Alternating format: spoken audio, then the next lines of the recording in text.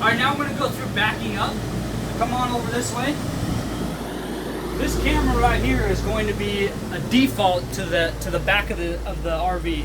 Now right here is the back end of the RV. You can't see it, but if we had a hitch, you'd be able to see it back there.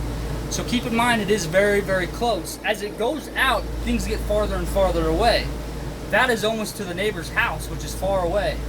So keep in mind, when you're gonna pass somebody, you'll most likely want them to be about here or farther when you're gonna get in front of that person you're gonna pass.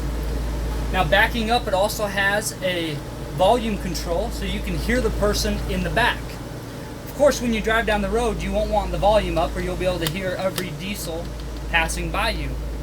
Now if you're gonna turn on the right blinker, it's gonna show the right camera.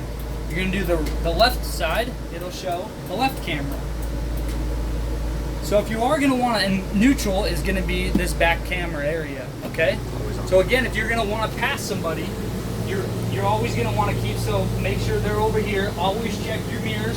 What I do is I check this mirror first, put on my left blinker, check here, and then go.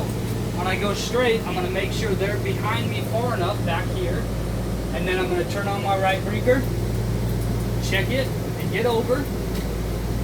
Make sure I pass them right.